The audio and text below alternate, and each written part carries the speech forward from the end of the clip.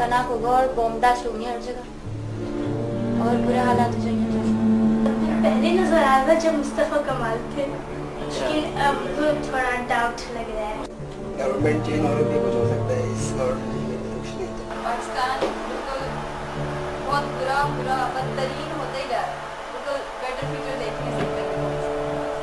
Future तो अभी देख रहे हैं कि एक रोटी 7 रुपए की मिलती है। बहुत बुरे हालात होंगे पाकिस्तान के, जो है उससे ही बदतर होगा 2-3 साल में।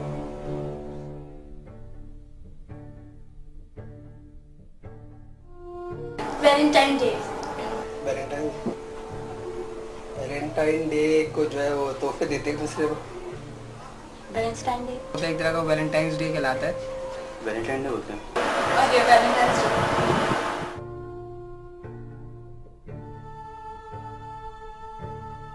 लुकी ग्लासियस, जाहिद खान, एक्टर में Aamir Khan, Michael Jackson, Salman Khan, actresses Kareena Kapoor, Shahrukh Khan.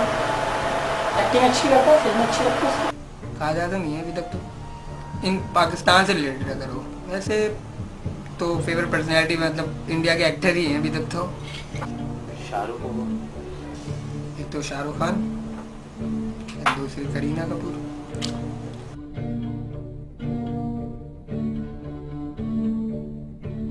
MA वाला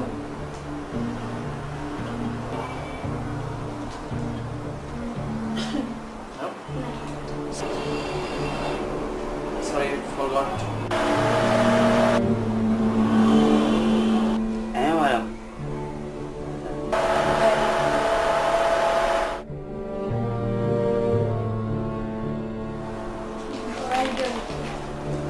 I'm sorry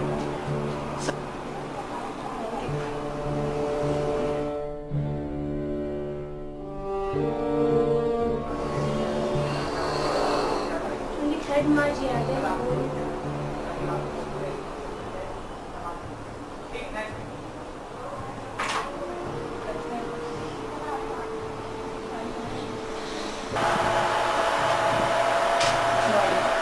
I'm sorry 23 मार्च को करार पाकिस्तान हुआ 1937।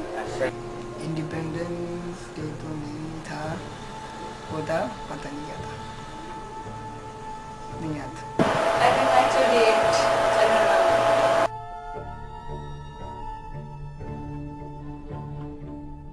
1971 में जंग हुई थी इंडिया के अगेंस्ट, उसका रिजल्ट पाकिस्तान जीत गया था।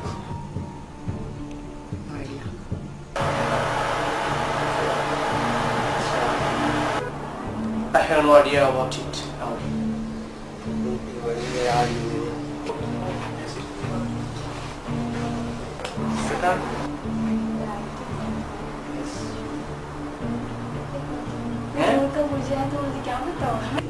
अल्लामा इकबाल की डेथ हुई थी शायद।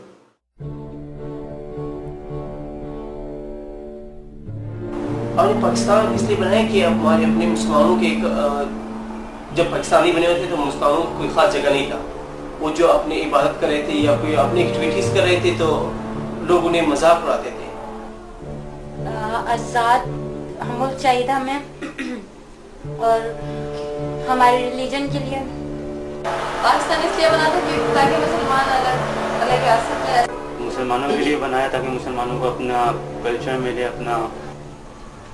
ये तो स्ट्रेटजी मुझे पता नहीं है क्यों बना है, जब हम आए दुनिया में तो वो बना हुआ ही था, सिंपल सी बात है।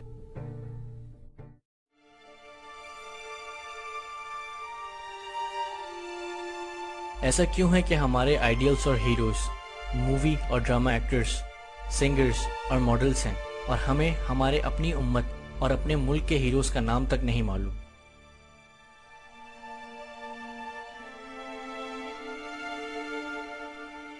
हम मुस्तकबिल में पाकिस्तान को किस तरह संभालेंगे या किस तरह सुधारेंगे जब हम अपने मुल्क की पहचान, अपनी तारीख और इस मुल्क के मकसद से ही वाकिफ नहीं? और क्या सिखाएंगे हम अपनी आने वाली नस्लों को? क्या बताएंगे उनको कि हमारी खुद की पहचान बहुत पहले ही गर्क हो गई और हम दूसरों के नक्शे कदम पे चलने वाली एक नाकाम कौम है?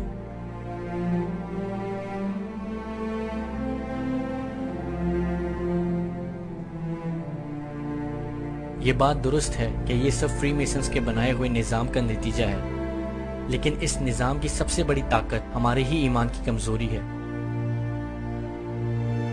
آج اس سیکولر نظام کا حامی اور ماڈرن ویسٹرن کلچر کو پوری طرح سے اپنانے والا مسلمان لبرل، ماڈریٹ یا پڑھا لکھا مسلمان کہلاتا ہے، اور ایک اللہ کے نظام سے وابستہ رہنے والا، سادگی اختیار کرنے والا، اللہ کے خوف سے برائی کے خلاف نصیحت کرنے والا مسلمان ایکسٹریمسٹ، فنڈامنٹلسٹ اور جاہل کہلاتا ہے۔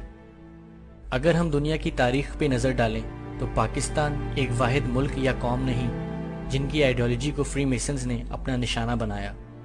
غور کرنے والی بات یہ ہے کہ چاہے وہ آٹومن امپائر ہو یا مغل امپائر، ہر دفعہ مسلمانوں کے مار کھانے کی وجہ اسلام سے دوری اور اس کی طرف لاپرواہی ہے۔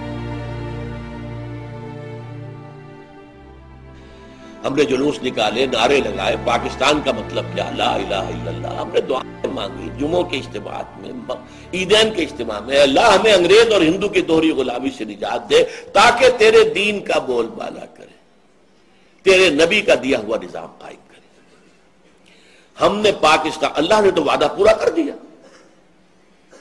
اور وہ آیت جو ہے سورہ اعراف کی ہے، حضرت موسیٰ سے جب کہا تھا کچھ لوگوں نے، اسرائیلیوں نے، اے موسیٰ آپ کے آنے سے پہلے بھی ہمیں ستایا جاتا تھا، آپ کے آنے کے بعد بھی ستایا جاتا ہے، ہماری حالت میں تو کوئی فرق نہیں آیا آپ کے آنے سے۔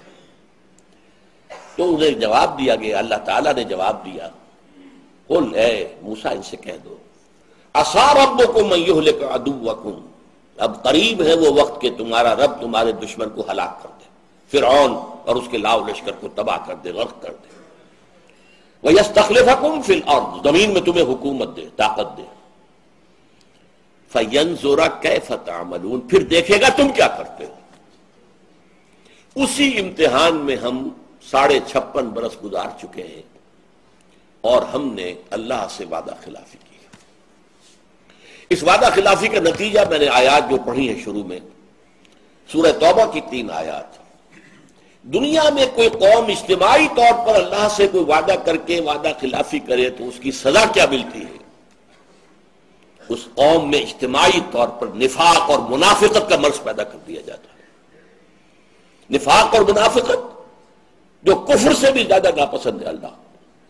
ان المنافقین فی الدرک الاسفل من النار، منافقین جو ہے وہ جہنم کے سب سے نچلے درجے میں ہوں گے، جس کے لیے کہ حضور کی شفاعت سے انہیں محروم کیا گیا۔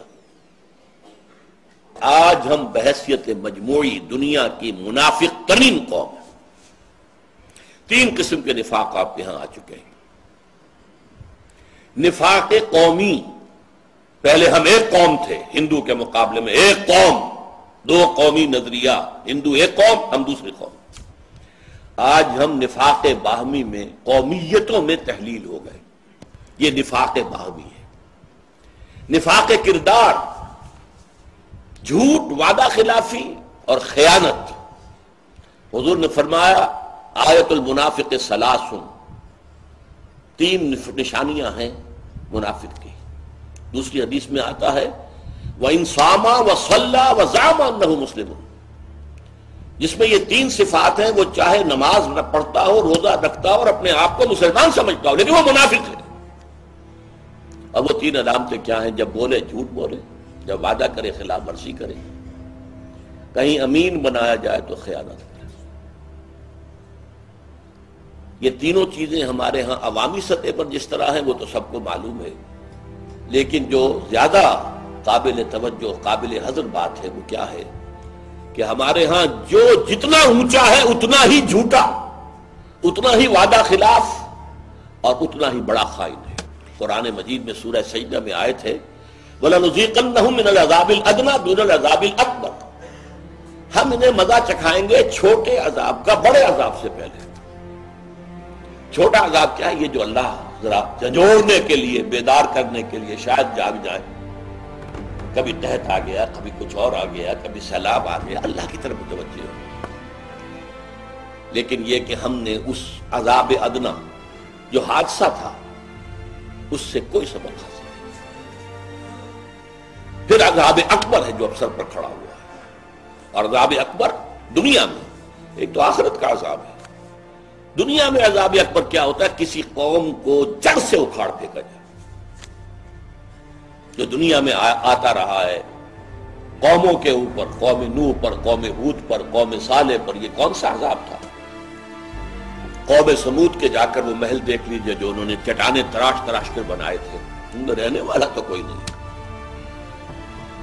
और ये अल्फाज भी आए हैं कि जैसे वो कभी आबाद ही नहीं, कालम यगनौ फीहा, कोई था ही नहीं है। नसियम मनसिया, वो अज़ाब है अकबर। पाकिस्तान का वजूद नहीं रहेगा, नहीं रहेगा, नहीं रहेगा अगर हमने यहां इस्लाम को कायम न किया।